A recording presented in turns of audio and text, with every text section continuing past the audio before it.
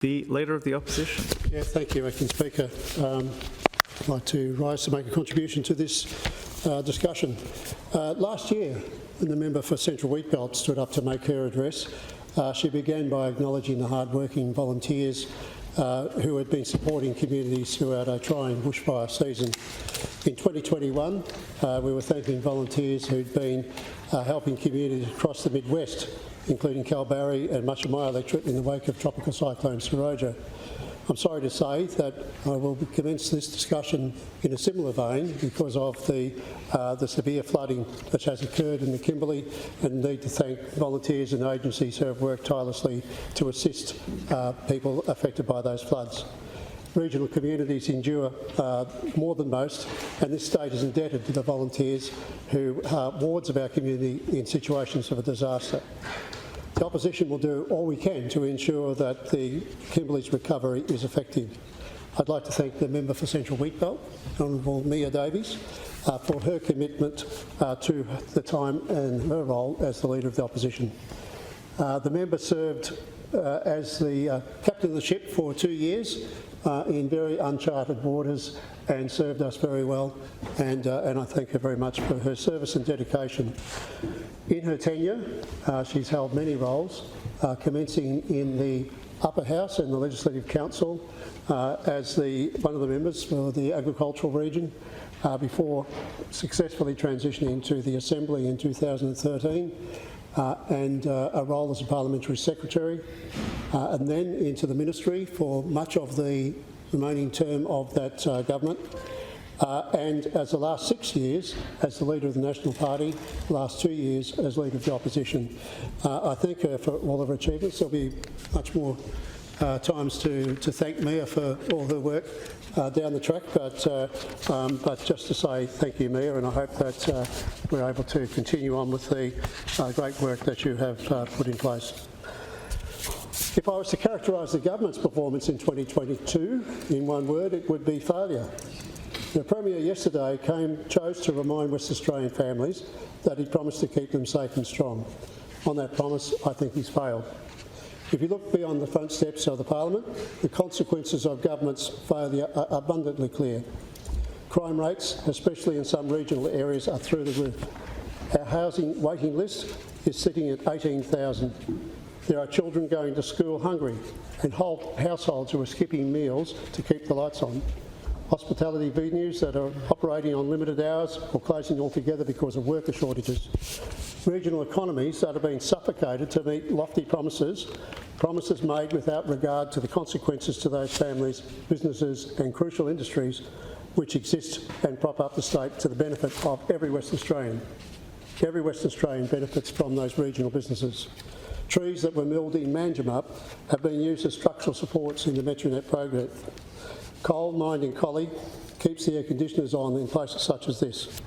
Demersal fish caught off the West Australian coast feed families with a fresh local product and provide an economic benefit. Muddled decision-making from the Minister reflects an out-of-touch situation with the community. This, while the Premier had ripped away regional voices from the Parliament through his so-called electoral reform. If one thing's for sure, it's that if you live outside of Perth, if you work outside of Perth, if you grow it, you mine it, you catch it or you make it, this government is not going to be your ally. If you live outside of Perth, this government has failed you. But the breadth of our state's challenges are not limited simply to regional areas. There is a failure to run a health system deserving of our wealthy state, a failure to address the housing crisis which continues to worsen every day, a failure to be transparent on all fronts. In 2022, the government failed to live up to its gold standard of transparency by incurring the highest number of qualified audit statements of any government from the Auditor General. From the Board of retrospective health advice to the Perth Mint fiasco being handballed to the embattled Mines and Petroleum Minister, there has been failure, to be honest. That's emerged as a cornerstone. Failure to protect Indigenous children from domestic situations so troubling that they're wandering the streets at 2 a.m, too frightened to be at home. Failure to facilitate a recovery for the communities devastated by Tropical Cyclone Saroja, which at least I hope will be a lesson for things to come in the Kimberley as those communities seek to recover. Failure to provide adequate support for teachers with crippling workloads resulting in widespread burnout and loss of some of the most experienced educators we have in the state. Failure to actually build Metronet projects, which have been touted as the legacy. These project costs continue to blow out into the billions, and the government should ask themselves if the priority for West Australian families in 2023 is actually train lines, or keeping the lights on at home, or feeding the kids. While the Premier sits atop a $6 billion surplus, he raised household fees and charges, with water and power going up 2.5%, and drove up driver's licence fees by 6.4%. That was an opportunity for the Premier to cushion the blow of rising costs of living, but he failed to take it. This year in 2023, we in the opposition see that the government has an opportunity to address and rectify those failures. We put forward a solution to assist not-for-profit organisations to deliver the services needed to the community in this cost of living emergency. $300 million over 2 years would bolster the delivery of these crucial services. We spent last year urging the government to listen to the experts and the peak bodies who were warning of the risk of rising fees and charges, the risk in failing to address the housing shortage, and the risk in stashing surpluses for a rainy day while some householders are left to weather the storm. We will continue to remind the government of its responsibilities to look after every West Australian. This year, the north of the state was hit by one of the worst flooding events on record, when ex-tropical cyclone Ali crossed the coast. I want to thank the Fire and Emergency Services Commissioner Darren Clem for facilitating a visit to the affected area for the former leader, for also the Honourable Martin Aldridge, our Emergency Services spokesperson, the Honourable Neil Thompson and Dr David Honey. The recovery efforts are unprecedented in scale and complexity. It will be years before the Kimberley is well and truly back on its feet. What will be important for this government is how they respond to this disaster, learning lessons from the flawed recovery process after Cyclone Seroja. The financial assistance provided for the people of the Midwest, whilst promised, what was delivered was inadequate, with less than 10% of the record recovery funding package hitting the ground, and with some constituents facing a third winter without a sealed roof. This government has clearly failed the people impacted by Seroja. We can only hope that the government has learnt from that mistakes. As the north of our state battles against inundation, the south has battled against out-of-control fires. Tragically, 2 lives have been lost this bushfire season. In late 2022, in Goomalling, a member of the community was lost in a blaze sparked by a lightning strike. This year in January, a man's life was lost after his vehicle was found in a burnt-out fireground at Mount Gibson. Our regional communities have had to deal with the threat of fires approaching their doorsteps, including places such as Donnybrook, Balingup, Manjimup, Kingston, Collie, Calgan, Mini Peaks, Nannerup, Fitzgerald, Conanopan, 2J, Woodridge and Moore River. And fires have come dangerously close to homes in Rockingham, Lake Fiji and Eden Hill. The most recent fires in Shire-Gingin saw property lost within minutes of the fire starting. These emergencies have highlighted the McGowan Labor government's poor preparedness of our firefighting fleet. To have multiple trucks sitting idle due to this government's decision not to recall firefighters placed the community and other firefighters at risk during what was predicted to be, and has proven to be, a very dangerous fire season. This time of the year always brings natural disasters to the spotlight as we remain in the midst of the southern bushfire season and the northern cyclone season. But there are other emergencies that require attention at all times of the year.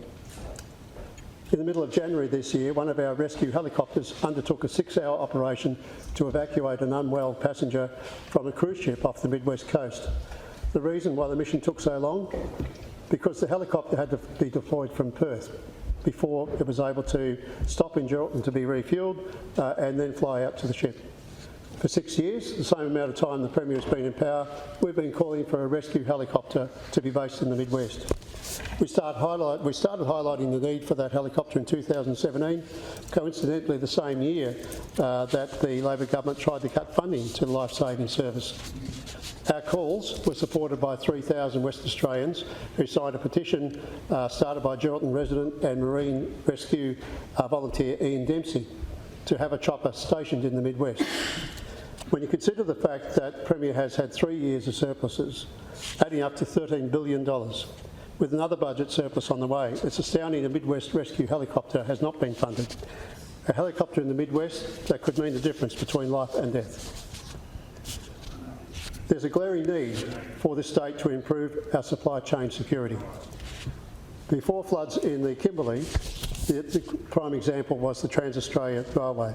Before floods closed the railway, it was fires along the air highway.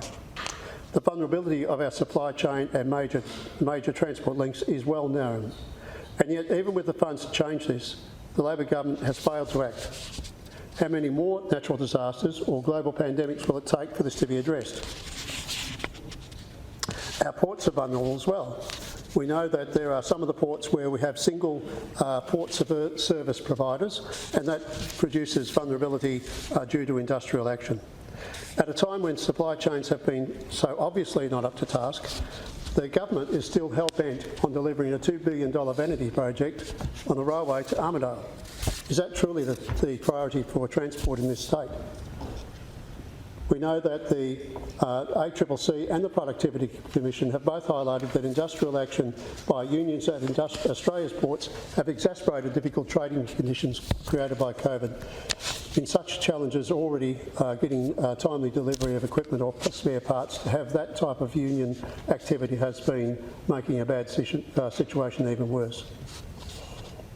The McGowan government has recently announced a task force to examine the West Australian shipping industry, which is due to report to Cabinet in March of this year. That report should be made public, and any recommendations to shore up a supply chain from that report should be expedited. I've read the discussion paper of the task force and note that it does refer to direct shipping into regional ports, including the Pilbara. And I'm a strong supporter of efforts to increase direct shipping into those ports. It makes little sense to ship things to Fremantle, then put them back on the road, send them back up to Karratha or Port Hedland, when they could be just as easily sent into those centres. The recovery effort in the Kimberley centres on transport infrastructure, and crossing the Fitzroy is a key part of this. In the press, the Minister for Transport says that a temporary barge system would be able to handle cattle trucks. But in Parliament yesterday, when asked, she refused to give me any indication as to whether this will occur or when it will occur. Meanwhile, Kimberley pastoralists have labelled the idea a disaster. We're told we hold out hope that the government will take infrastructure delivery seriously, but history does not bode well. So why is it so hard to get funding for these vital projects? Infrastructure Partnerships Australia recent budget report listed Western Australia the worst out of the entire nation for infrastructure spend. Unsurprisingly, from a government which took 6 months to respond to the state infrastructure body strategy, outcomes for which are likely to take another 6 months to be presented. Meanwhile, we wait for commitments to vital projects such as the Dongara-Geraldton Northampton bypass. And I would suggest to the Minister for Transport, if she is listening, that the Northampton section of that route is a standalone project, which should be addressed urgently, given the increased traffic which we're seeing through that town due to sand mining and garnet mining starting just north of town.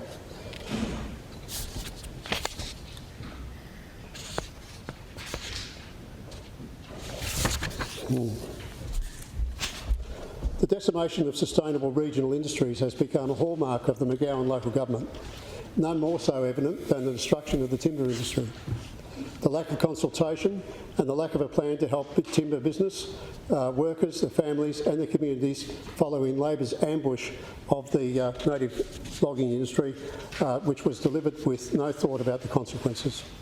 Western Australia had some of the most sustainable logging practices in the world, whereas countries like Brazil and Indonesia, where we'll eventually have to import hardwood due to Labor's ban, have more questionable attitudes towards sustainability.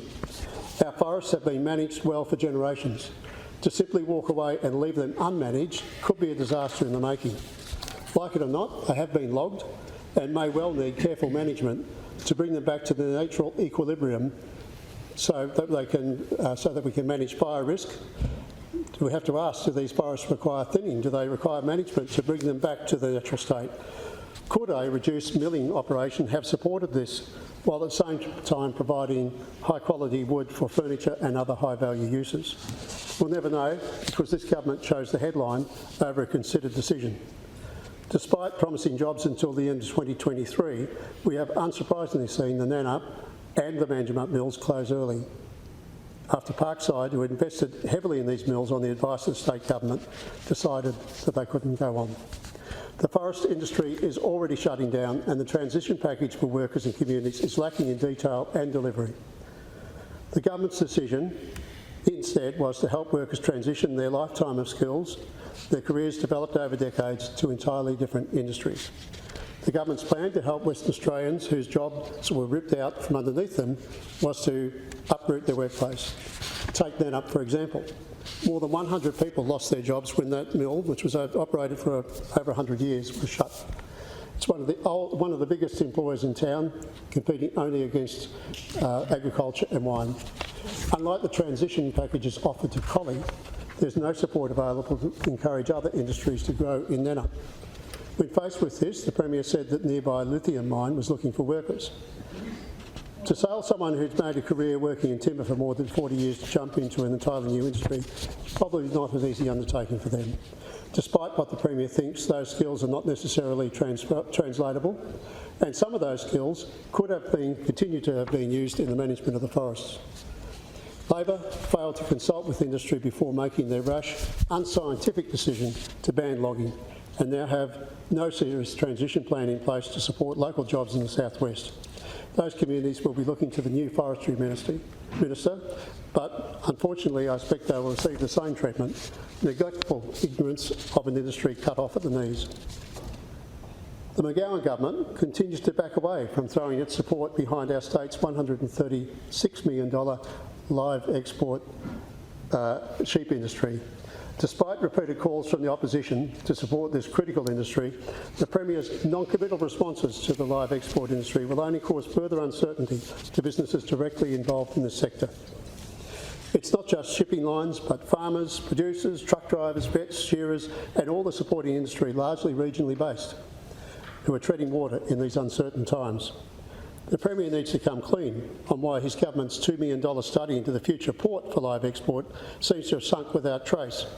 Is this because in his heart he doesn't expect he will need a new port as he quietly waits for the Albanese government to kill off the industry? If Australia created a gap in the export market, it will be filled by other exporters who do not operate to our world-leading animal welfare practices. By continuing the sheep trade here, we can ensure welfare outcomes worldwide. Our Shadow Minister for Agriculture, the Honourable Colin de Grussa, will continue to champion this industry. The government's failure to consult with industry doesn't stop with live export. As the Premier and his government showed when the Fisheries Minister announced the 9-month ban on fishing of demersal species like snapper and jewfish, a decision that was made without adequate consultation with either the professional industry or the recreational sector. The opposition threw their support behind the sector and presented a petition to the Legislative Council, which gathered over 18,000 signatures, rejecting the government's plan to keep fishers off the water for 9 months of the year. The pressure mounted by the sector and the opposition saw the minister backflip and reel the ban back into 6 months after a lack of genuine consultation and good faith negotiation. In the end, though, the outcome is still seen as a poor result by the sector. As the threat of foot and mouth disease wrought havoc on the industry in neighbouring Indonesia, the opposition called for the government to take seriously the concerns of farmers who felt threatened by potential of a foot and mouth outbreak in Western Australia. Instead of treating those concerns with a level of caution they required, the former Agricultural Minister downplayed those fears and made misguided jokes or comments in the media about foot and mouth disease, making milk and meat cheaper.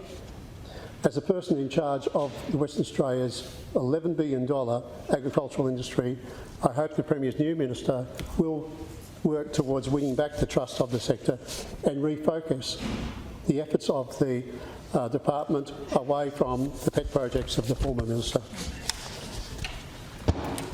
It's clear that the federal Labor government has its sights set on Western Australia. As we inch towards the next federal election, we will begin to see the relationship between the Premier and the Prime Minister be tested.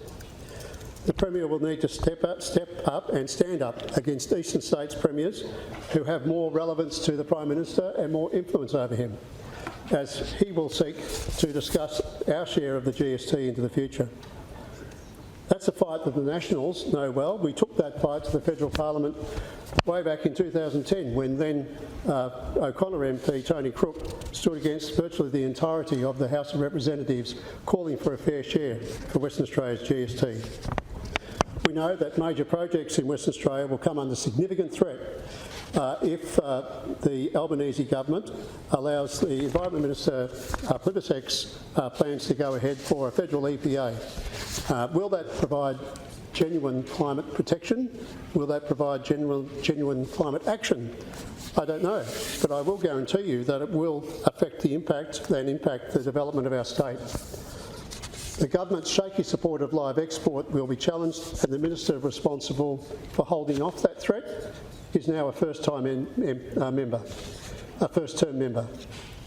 She'll have the opportunity to prove herself in this space, and I hope that she does, because the industry needs that support. Absolutely. Our energy network continues to be a low priority for this government. Some parts of the state, many of them in my electorate of Moore, have such regular interruption in their connection that it's been normalised by those opposite, with one member of the Legislative Council telling business owners to buy a generator if they wanted to de-risk their power supply.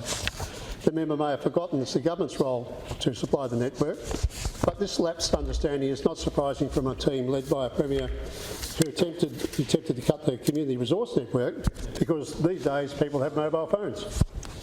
The number of interruptions to the network, the electricity network, on average per customer for the Shire of Northampton, as evidenced on Western Power's website, had risen from in 2020-21 from 9 to 21 in 21-22. 65 hours and 36 minutes per customer. For the Shire of Irwin, it had risen from 7 to 16 outages, 63 hours and 38 minutes average time without power in 21-22. I could tell you that the experience this summer has been even more woeful. My office is in the town of Dongara, and the community in that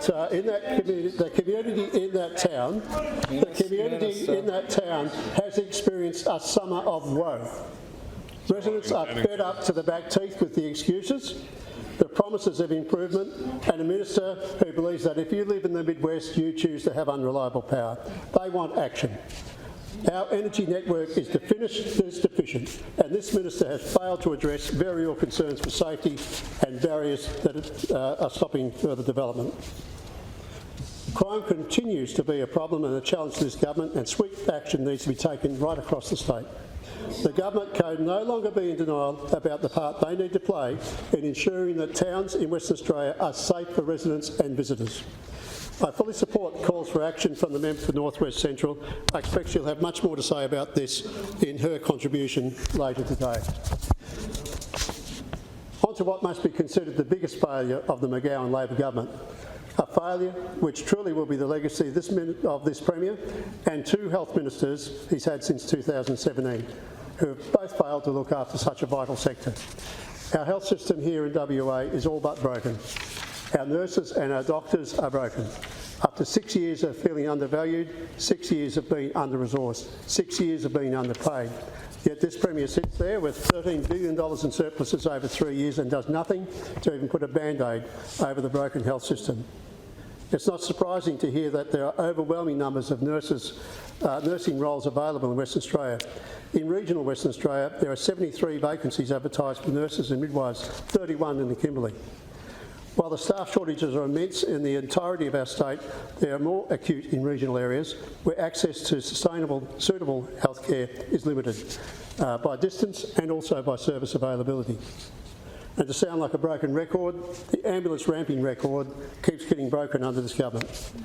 My colleague, the leader of the Liberal Party, will, I'm sure, have much more to say on the state of the health system during her contribution, but it is significant to note that in 2022, ambulances were stuck on ramps in Western Australia for more than 60,000 hours, the highest annual figure ever recorded, all because this government had failed to provide enough beds to ensure the system worked. Perhaps if the Health Minister looked to improving regional hospitals, Geraldton, Mullewa, Margaret River, Laverton, Meekatharra, just to name a few, that need desperate upgrades, there will be less of an influx of regional Western Australians trying to access complex care, such as surgery or oncology services in Perth, increasing pressure on our health systems. Our Shadow Minister for Regional Health, Honourable Martin Aldridge, has consistently raised the delay to upgrading the Geraldton Hospital, only for the Minister to reveal last week that they're still only in the expressions of interest stage with that project. It's simply not good enough. The project was meant to be finished in 24-25, but Mid West locals now won't see it completed at least until mid-2026 due to those delays.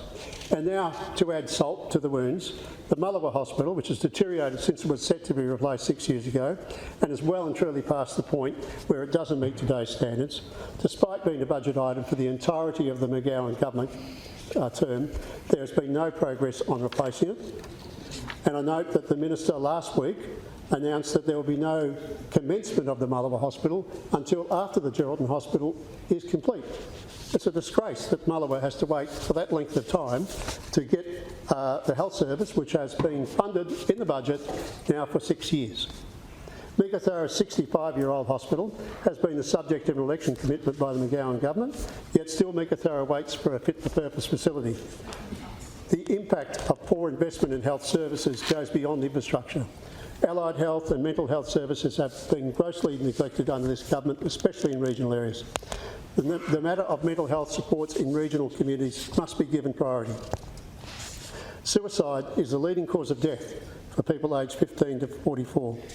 And I note that the government's move towards mental health checks for firearm owners and comments that I made at the time that I heard that was, well, that's fine, but I'm not sure where in regional WA you're going to find someone qualified to do an assessment of someone's mental health state, because they don't exist at the moment. There are no people out there providing mental health services in much of regional WA, and I believe that is something which needs to be addressed. And,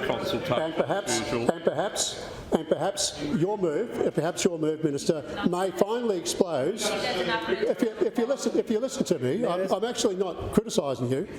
What I'm saying is that I think your move will well expose the dearth of services which actually exist for mental health in regional Western Australia, and I hope that it leads to a good outcome. 30% of Indigenous Western Australians report having a mental health condition. They have suicide rates 3 times the national average.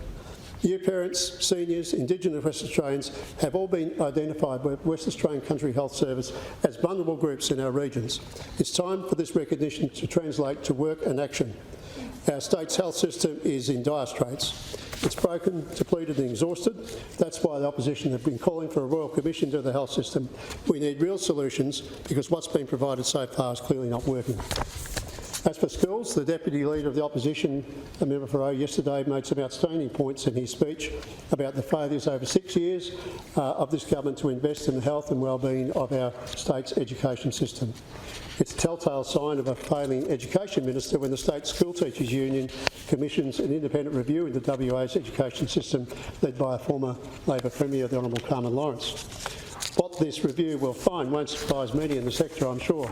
Severe teacher shortages, excessive workloads, violence in schools, a lack of substantive principals, education assistance, just to name a few. And all those issues are tenfold in regional communities. If towns can't even house education staff, what hope are they of attracting the staff? If towns are relying on the flying squad to provide their teaching services, or students coming out of their courses to fill in, what hope is there of a decent education for children in those towns? When asked about the drop in number of schools offering ATAR courses, the new Minister simply threw responsibility back onto principals. Seems like he's happy following the former Minister's approach of making principals responsible for these failings rather than the department. The issue has been rearing its head for years and it needs to be addressed. There should be an equality of opportunity for children across the state. A child in Marble Bar should be entitled to a decent education just as a child living in Maylands or Morley or anywhere else in the metropolitan area. But unfortunately, Labor's track record on regional education is not good. We only need to look at one of the first moves he tried to make, which was the shutting of the School of the Air, closure of the Mora College and other matters, as soon as you took government in 2017, for the true nature of your agenda for regional education to be seen. Our state is in the grips of a severe housing shortage, preventing many regional communities from accessing workers as there's nowhere for them to live. There's no social housing available in many communities. In many communities, there's no rentals at all. The wait list has blown out across the state to more than 18,000, and these are families who are forced to remain on the wait list for years with no private alternative, as the rental market is at its tightest we've seen for at least a decade. The McGowan Labor government has continually overpromised and underdelivered when it comes to fixing the homeless problem in Western Australia. First, they failed to deliver the Common Ground project. Then they took well over a year to fill the Bulla Biddy Maya with 61 occupants, despite a promised capacity of 100. The government solution, 90 houses and a spot purchase program. Well, spot purchasing does little, because of course it doesn't increase housing stock at all. The government needs to think outside the box to fix the housing problem. Perhaps considering incentives for developers to transform some older, unlettable and vacant C and D grade buildings into residential developments. They can be leased out for more affordable accommodation for people wanting to live near the city. The failure to deliver on added housing stock to the market prior to this term has only increased pressure on contractors to build as the crisis worsens. And these building contracts are folding. They're folding because of worker shortages, material supplies and costs. 94 builders folding, and yet no action from the government. The government should be embarrassed. The housing crisis is impacting every sector of our state, but one of those most impacted is our tourism industry. Tourism has been plagued by a lack of workforce accommodation. Tourism is reliant on the workers to support that industry. The sector has been battling to recover from COVID, and for the sector to flourish, there has to have staff, and the staff have to live somewhere. Seems pretty basic. But if you look at places like Exmouth, you see that that is indeed something which has not been addressed. We know that in Exmouth there will be a spectacle to behold very soon, as it will set upon the world stage with the upcoming solar eclipse, which I believe will have attract tens of thousands of people to the member for North West Central's electorate. She's kindly invited me to go up to Exmouth and have a look at it. As of yet, I don't know if there's been any accommodation sought apart from a tent, but we're still working on that particular matter. But we know that the pressures on that community will be great, and I hope that there's been adequate measures put in place to ensure that it can cope with the population swelling to something like 8 times its usual population. We know that the impact on communities will be felt from Kununurra all the way through to Geraldton as travellers try to make their way across the state. Tourism industry in the Kimberley are front of mind as they continue to recover from the 1 in 100 year floods which have hit the Kimberley at the end of last year. And what I've learned from our spokesperson on tourism, the member for North West Central, is that that will have a significant impact on many communities to the south of the Kimberley, because the traditional pattern for movement is for people to come into the state via the north, travel down the coast and continue their travels further down to the south. That flow will be interrupted somewhat by the situation in the Kimberley, so it may not just be operators in Kimberley themselves but elsewhere which will be affected by those floods. So the need to get those roads up and running as quickly as possible is certainly there. In my local area, the community of Lancelin are very concerned at the moment about the future of their tourism industry. The Lancelin sand dunes are an iconic attraction, with thousands of adventure enthusiasts travelling to the region, well, pretty well every weekend, I would say, in fact, with four-wheel drives and sandboards over to drive over those sandy dunes. At some point in the future, those dunes are set to be carted away as lime sand, because that lime sand is a valuable resource for farmers to balance the pH levels of soil that are being treated with fertiliser. Given the sensitivity of this issue, I believe the Minister for Mines and Petroleum and the Minister for Tourism should indeed visit Lancelin to discuss the future of Lancelin directly with the community. There's a great deal of concern within the community, and I attended a meeting there at the end of January where I would say at least 200 people were in attendance expressing directly their concern about the future of tourism and the environment in the Lancelin area. But I hesitate, I caution to say that the Minister for Mines needs to be involved because we do need to have access to lime sand into the future.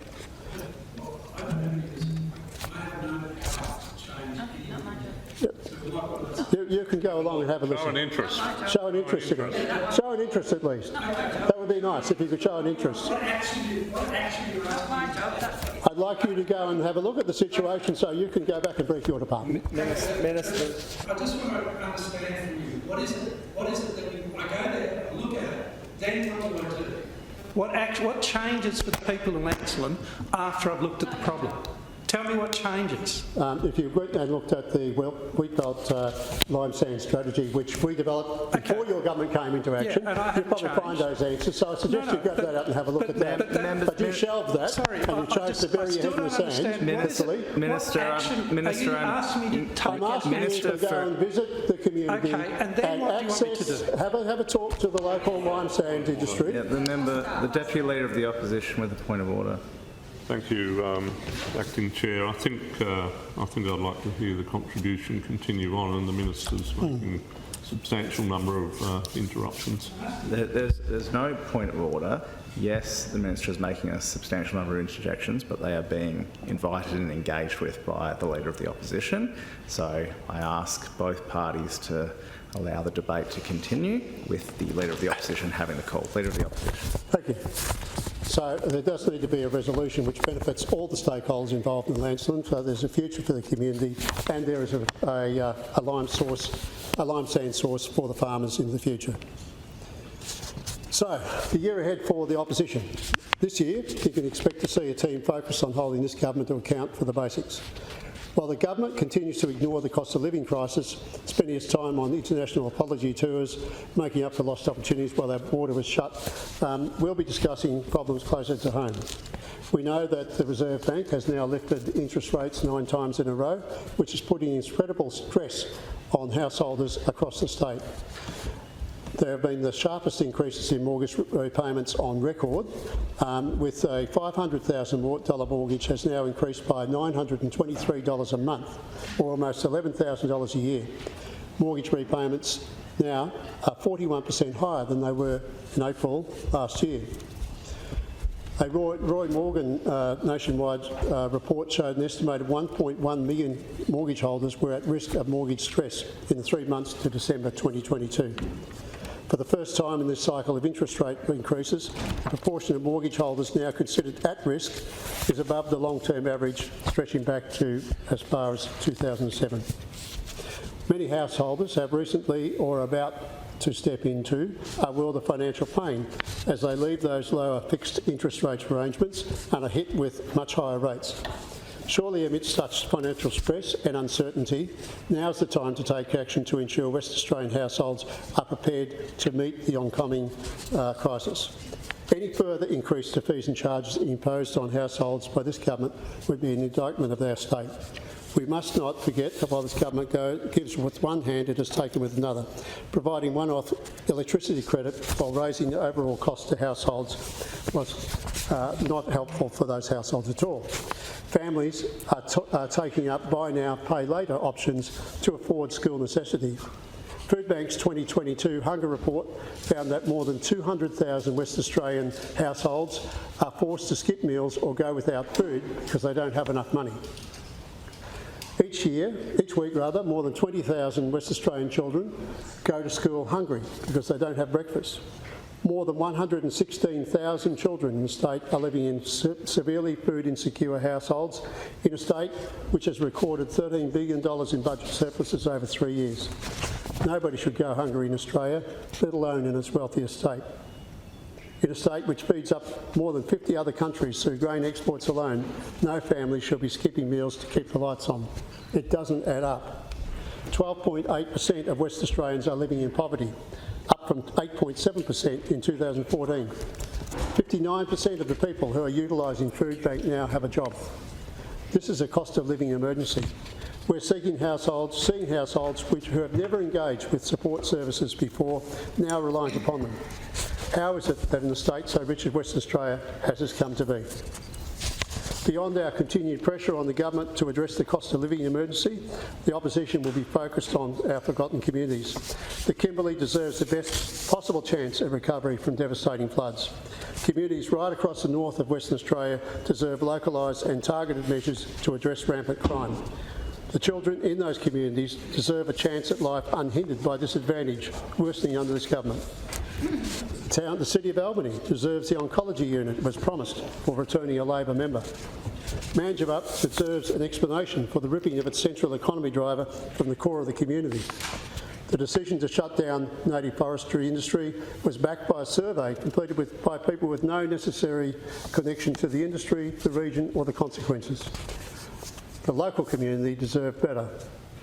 Regional Western Australia, and indeed all Western Australia, deserves a proper explanation for the Premier's determination to strip away our Parliament's regional representation. This is a government which claims to champion diversity, but not diversity of opinion. It should not matter where you're born, where you start a business, where you choose to be a teacher or a nurse. Whether you're in Mullawa or Mandurah, your opportunities and outcomes should be equal. While the government continues to run its agenda to diminish the strength and vibrancy of our regional communities, at every opportunity those communities band together in the face of adversity.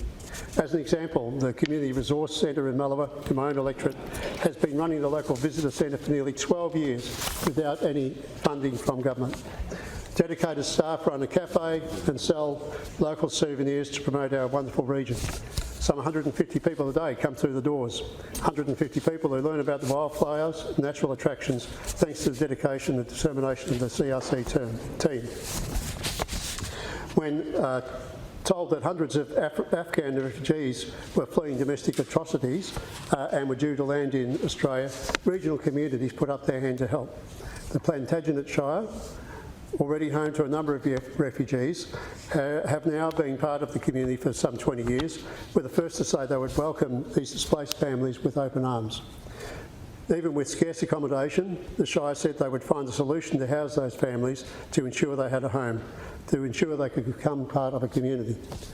While rates of family and domestic violence continue to increase across the state, there are communities taking a stand, trying to find a way through solutions. Finlayson House Women's Refuge in Kalgoorlie was presented with a cheque for more than $20,000 following a fundraiser helped by local dance group Heart of Gold Dance Company. These funds have been earmarked for a project to build 6 apartments for women and children seeking help. The remaining funds have been stumped up by local mining companies. In the recovery effort across the Kimberley, local Indigenous-led organisations have come together to ensure the timely distribution of food and other essentials, while also raising $600,000 in donations. They saw an immediate need for on-ground coordination and support and stepped in. They're also working to secure housing for those displaced by the waters. No small task amid a housing shortage. These are the stories which drive our team.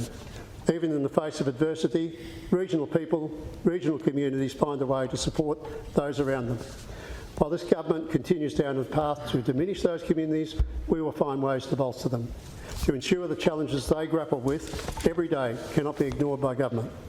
The work of opposition is to push for change, challenge decisions and hold the government to account. That's our job, and also to be pragmatic and to put forward solutions. We might be a small team, but we're big enough to hold you to account. No matter where people live, from Derby to Denmark, from Kilgardy to Cannington, the opposition will be there to make your voices heard. I remind those opposite of the old adage that oppositions don't win elections, government lose them. If you continue to break the trust of West Australian families, of regional communities, of business owners, nurses, teachers, your arrogance will come back to bite. And with that, I move that the following words be added after noted. And that this House notes the McGowan Labor government has abandoned its responsibilities to all West Australians, too arrogant to see how failing to address the cost of living emergency is hurting West Australian families. Hear, hear.